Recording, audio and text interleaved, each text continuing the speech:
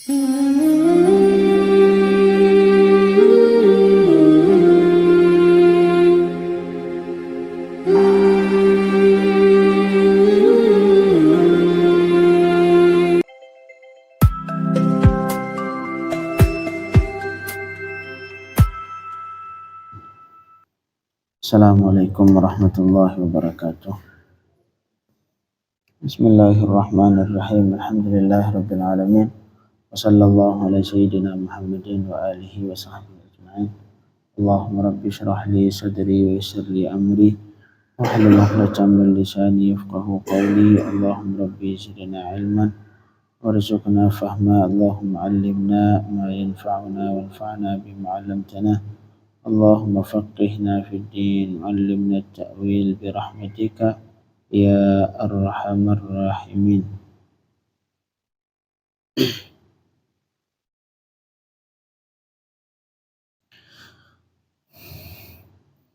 Jamaah maghrib dirahmatullah, kita lanjutkan masih tentang an-nikah. Kemarin sudah tentang hukum nikah.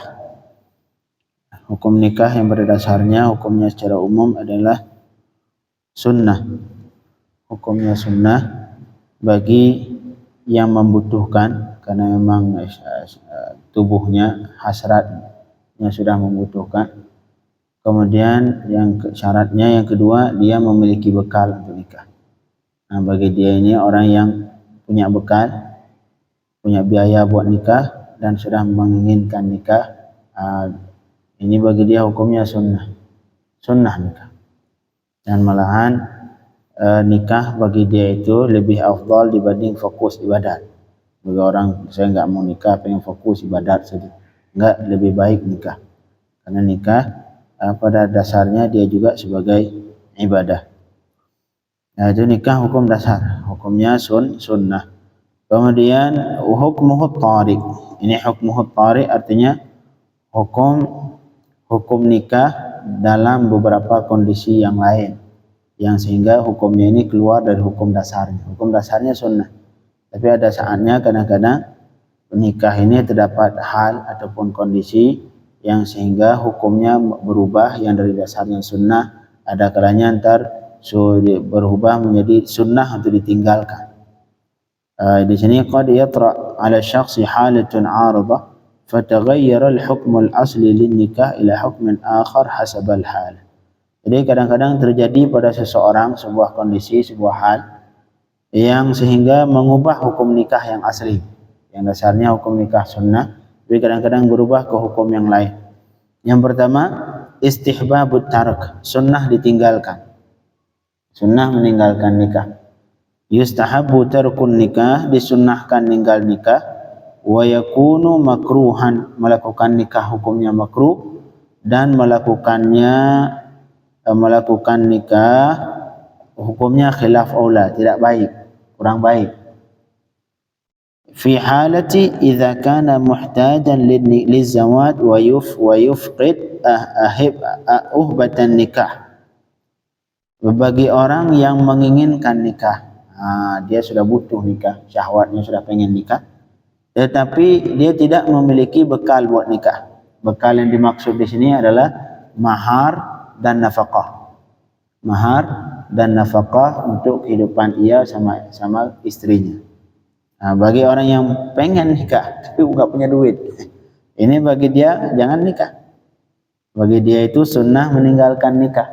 Nah, ntar solusinya wa yaksir syahwatahu bisawm, dan dia mengurangi syahwatnya dengan cara berpuasa, berpuasa sering mungkin berpuasa, sehingga syahwatnya tidak terlalu kuat lagi.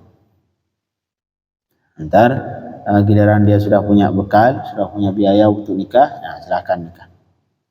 Ini sesuai dengan hadis Rasul sallallahu alaihi wasallam, man istata'a minkum, siapa saja yang punya bekal, yang mampu untuk punya biaya nikah, silakan nikah sunnah. Tapi yang bagi yang tidak mampu, fa'alaihi bis-shaum, maka dia saat itu hendak berpuasa, karena puasa menjadi penghalang, menjadi penjaga baginya dari melakukan hal-hal yang diharamkan Allah Subhanahu wa taala. La ilaha illallah.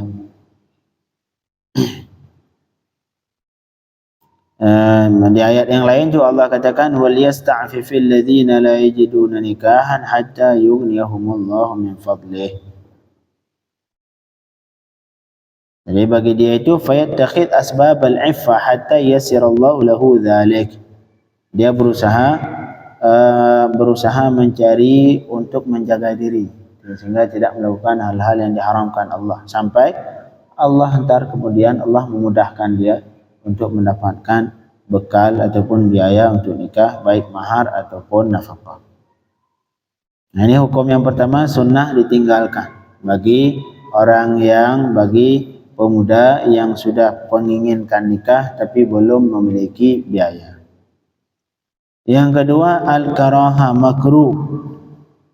Yusbihu nikahu makruhan idza lam yajid al-uhbata lahu wa kana ghair muhtajin ilaih aw wajada al-uhbah wa fihi illatun min harim aw maradin aw ajiz. Jadi yang kedua hukumnya makruh nikah. Ini hampir sama seperti tadi. Cuman makruh lebih kuat. Larangannya lebih kuat dibanding yang tadi. Kalau yang tadi hukumnya sunnah ditinggalkan, lebih baik ditinggalkan. Kalau sekarang makruh dilakukan, artinya lebih baik juga ditinggalkan. Tapi makruh ini biasanya larangannya lebih kuat dibanding yang sunnah ditinggalkan.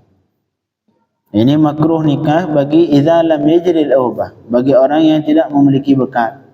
Wa kana, dan ia tidak membutuhkan nikah. Syahwatnya enggak membutuhkan, tubuhnya belum menginginkan nikah, dan dia juga di samping tidak berkeinginan juga tidak memiliki bekal. Ini bagi dia makruh nikah, jangan nikah. Ada apa nikah? Udah enggak bekal, enggak punya dan belum punya keinginan.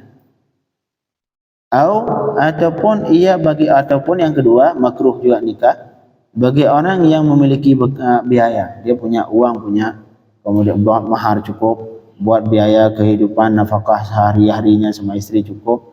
Cuman wa fihi illatun, dia memiliki penyakit. Di sini penyakit baik udah harim ini artinya terlalu tua, sudah tua. Tidak mungkin lagi dia bakal ngurus istrinya.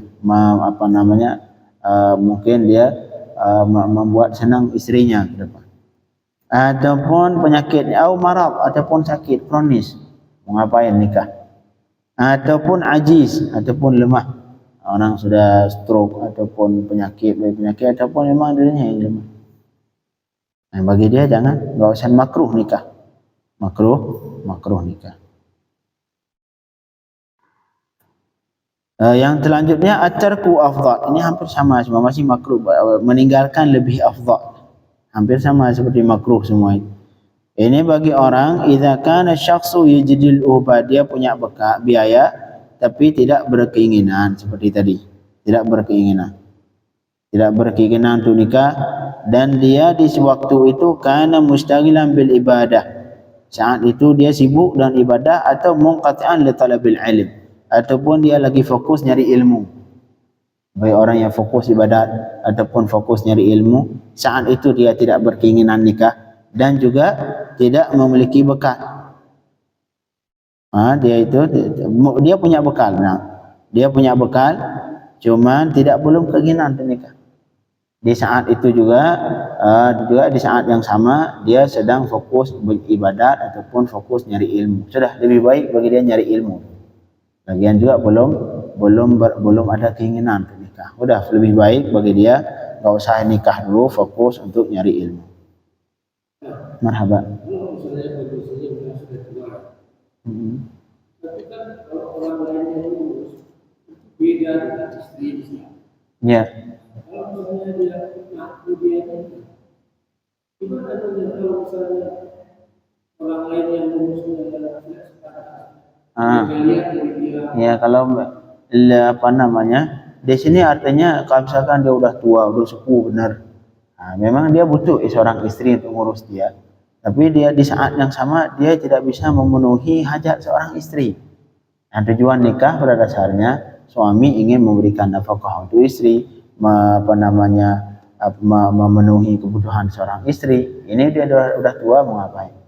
Tapi ini sekedar makruh. Kalau misalkan dia ada keinginan, ada perempuan yang mau, silakan. Silakan. Boleh nikah. Boleh nikah. Dan malahan kalau ada perempuan yang setuju, udah saya nggak perlu apa-apa lagi dari beliau. Saya pengen ngurus saja. Yang penting saya nafkah cair. Sudah, silakan. Bagus. Ada perempuan seperti itu. Yang penting daripada saya sendiri suami tidak punya, uang nggak punya, lebih baik saya nikah. Minimal saya punya nafkah. Walaupun keinginan yang lain, kebutuhan yang lain saya nggak tidak dapat dari suami. Itu sudah lebih bagus. Nah, minimal ketika bapak ini meninggal, saya dapat warisannya. Nah, misalnya, bagus. Minimal itu seorang yang tua tadi punya seorang perempuan yang menjaga, mengurus.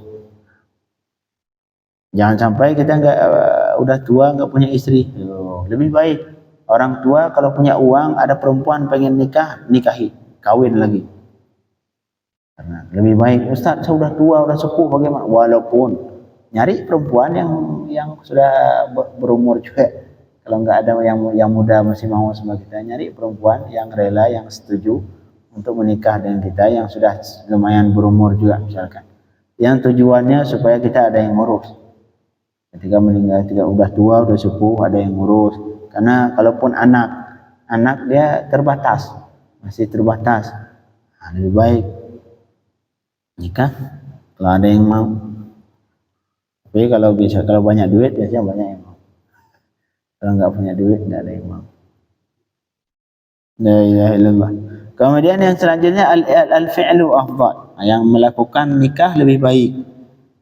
Ini orang yaitu orang yang punya biaya nikah dan dia tidak sibuk ibadat dan juga tidak fokus sedang nyari ilmu. Sudah, bagi dia itu fan nikah afdal lahu, afdal.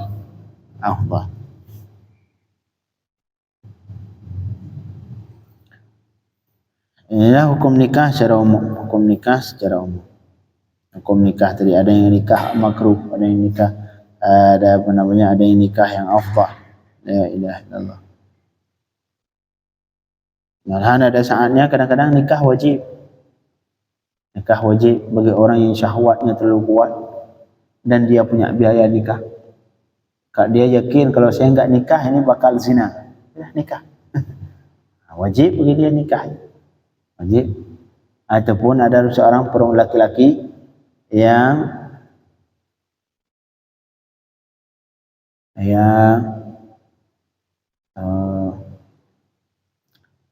dasarnya dua istri.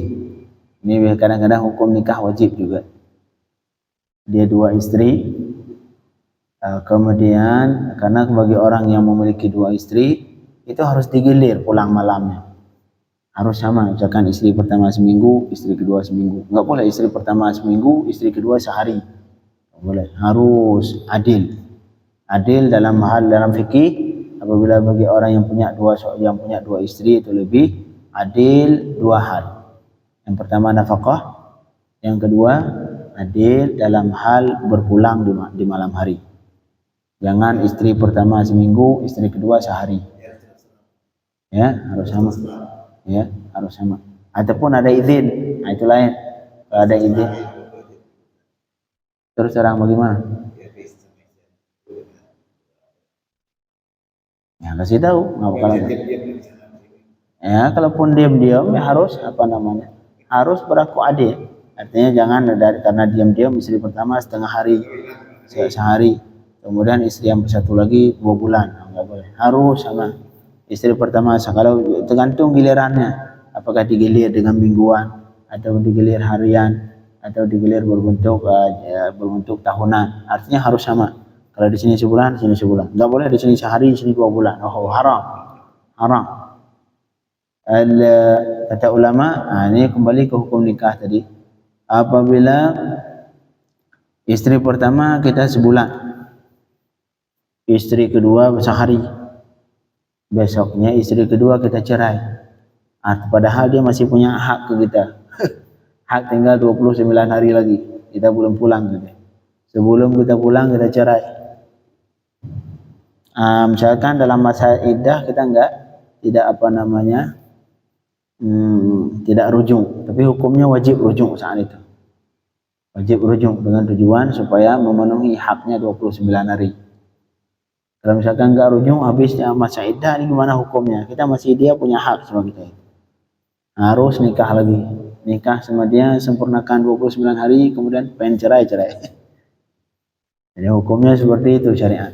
Jadi nggak boleh nikah 2, nikah 3, kemudian seenaknya kita nggak boleh. Harus, namanya qasam. Qasam itu artinya bagi harus bagi rata.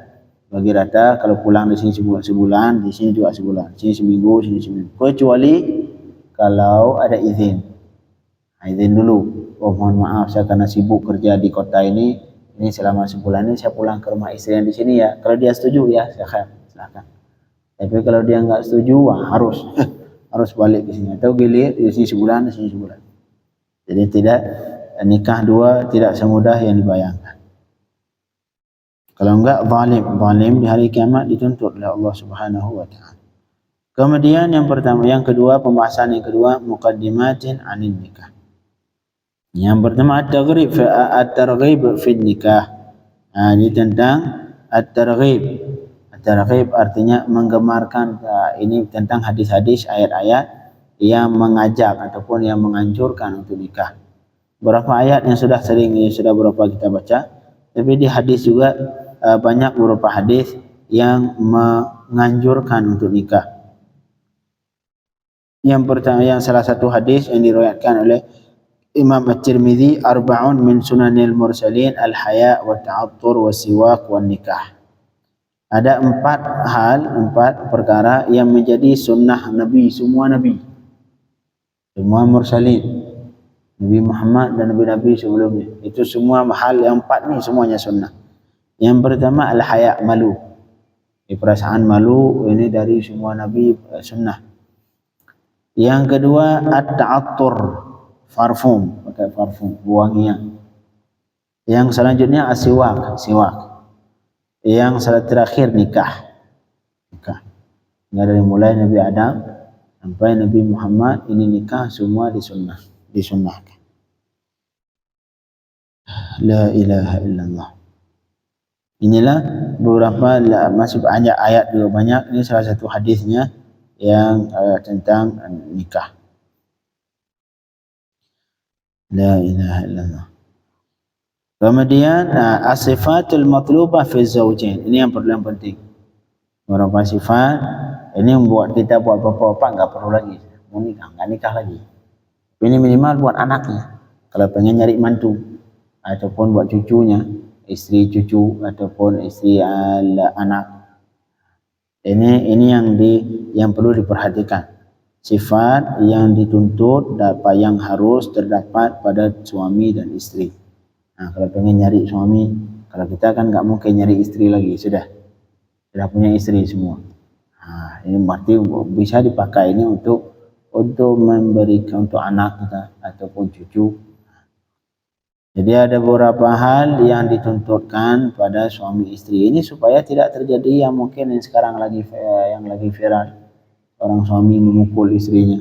Ini karena ini tidak dimiliki. Jadi ketika menikahkan anaknya cuma sekedar dilihat misalkan dari pekerjaannya, duitnya, nggak mau tahu yang lain. Akhirnya apa yang terjadi? Ya, kadang-kadang suami menzalimi istrinya. Na'udzubillah min dzalik. Yang pertama, sifat yang dituntutkan pada suami istri adalah ad-din wal khuluq. Ad-din wal khuluq, akhlak. Yang paling baik akhlak. Agamanya dan akhlaknya. Wal muradu minhu at-tadayyun.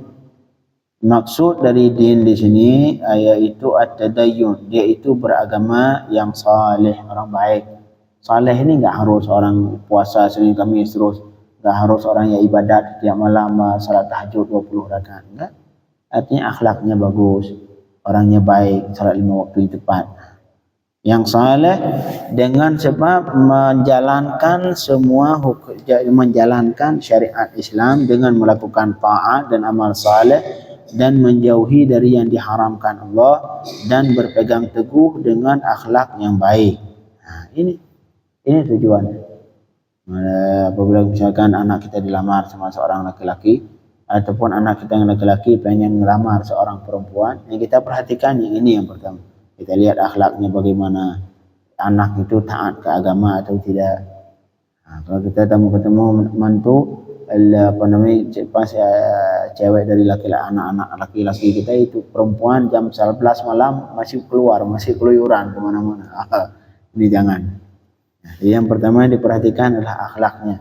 Dia itu taat enggak dengan syariat Islam. Karena insya Allah apabila yang seseorang itu mau menjalankan syariat Islam sebaik mungkin, insya Allah dia juga bakal nanti ketika dalam menjalankan keluarganya, dia juga dengan menjalankan syariat Islam.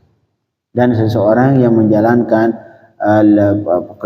kekeluargaannya dengan syariat Islam dijamin akan bahagia, dijamin bahagia. La ilaha illallah.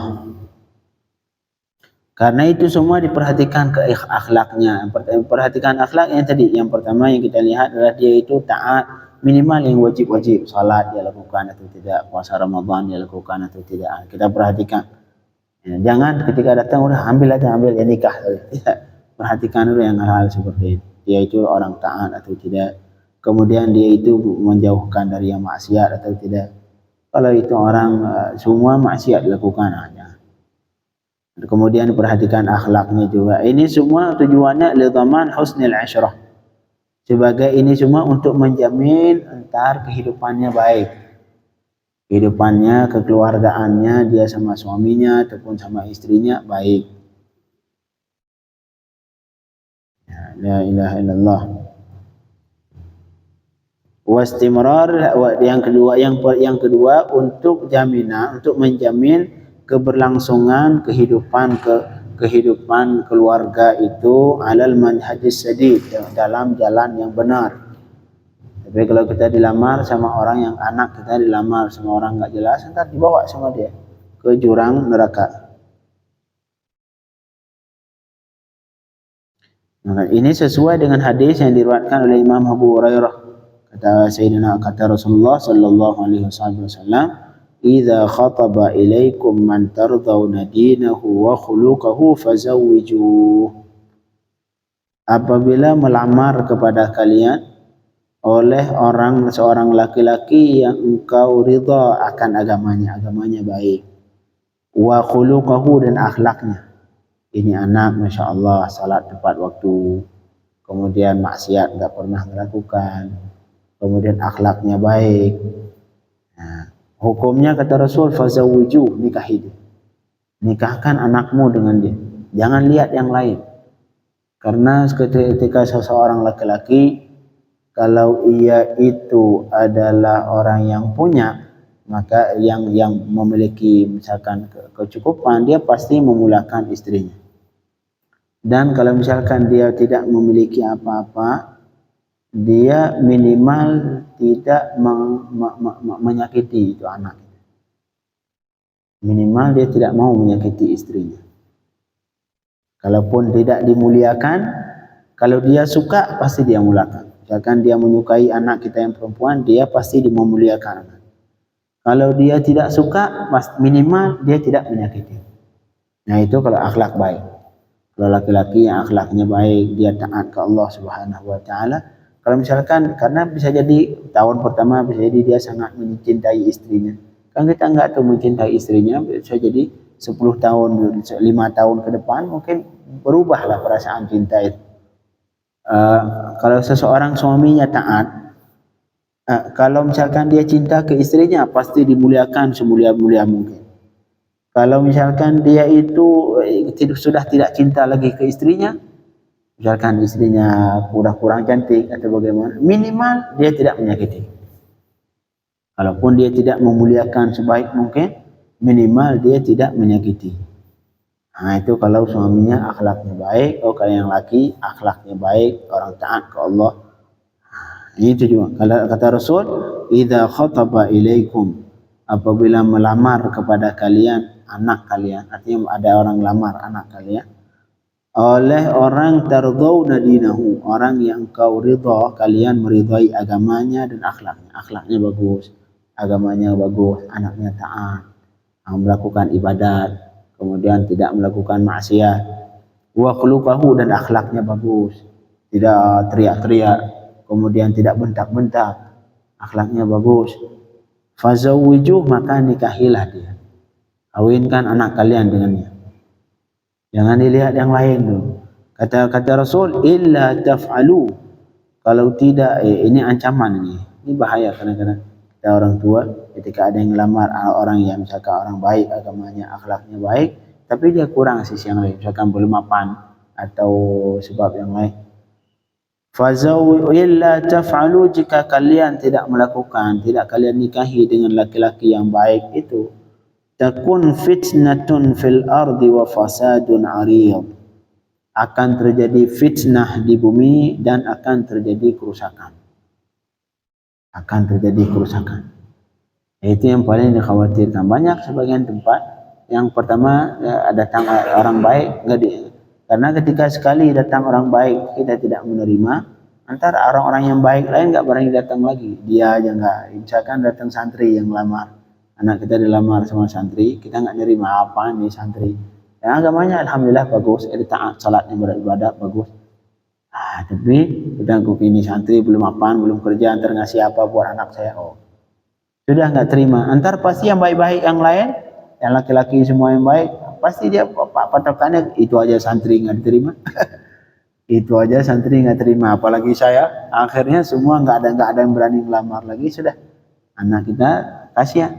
Nah, kesalahan dari kita. Kecuali yang ngelamarnya bandit, nah, ngelamarnya itu lain. Yang ngelamarnya tukang nipu, nah, tukang nipu sana sini, akhlaknya nggak bagus, salatnya nggak bagus. Nah, ini jangan. Illa taf'alu, apabila tidak kalian nikah, tidak melakukan, tidak kalian nikahkan anak kalian ke laki-laki yang agamanya bagus, akhlaknya bagus, yang melamar anak kalian, takun fitnah, maka akan terjadi fitnah yang sangat besar di dunia Allah, di bumi Allah. La ilaha illallah. Jadi patokan yang pertama, ini hadis yang juga hadis diriwayatkan Imam Abu Hurairah, anna Nabiy sallallahu alaihi wasallam qala, tunkahul mar'atu li arba'. Dinikahi perempuan karena 4 perkara. Biasanya seorang perempuan dinikahi karena 4 ini. Ini bukan berarti dituntut, yang dituntut ada 1 doang, yang harus diperhatikan 1 doang. Kalau yang lain syariat tidak perlu menyuruh, memang jiwa manusia mencari itu. Yang pertama, 5 liha, karena harta, perempuan kaya. Pasti banyak yang pengen nikah dengan perempuan kaya. Hingga syariat nggak perlu nyuruh nikahi perempuan kaya, jangan. Nggak perlu suruh. Ini tungkahul mar'ah, artinya seseorang perempuan dinikahi karena 4 hal ini. Bukan berarti 4-4-nya harus kita perhatikan, enggak. Yang 4 ini memang tabiat. Seorang laki-laki biasanya menikah seorang perempuan, memang tabiatnya mencari yang 4 ini. Tapi nanti dari yang 4, yang dituntut untuk diperhatikan oleh syariat cuma 1, yang lain enggak. Nah, memang yang tabiat yang pertama 5 liha, karena kekayaan harta perempuan. Itu tabiat manusia mencari itu.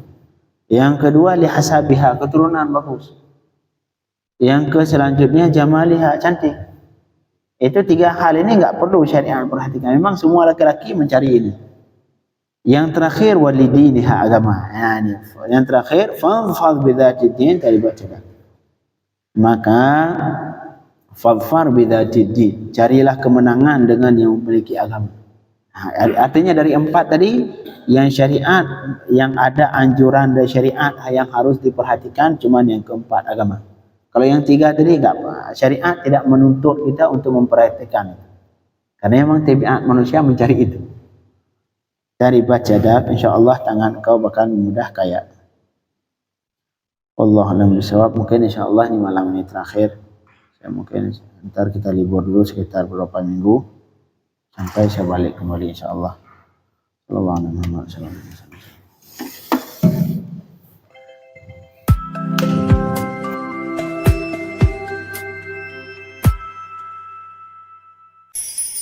Mm-hmm.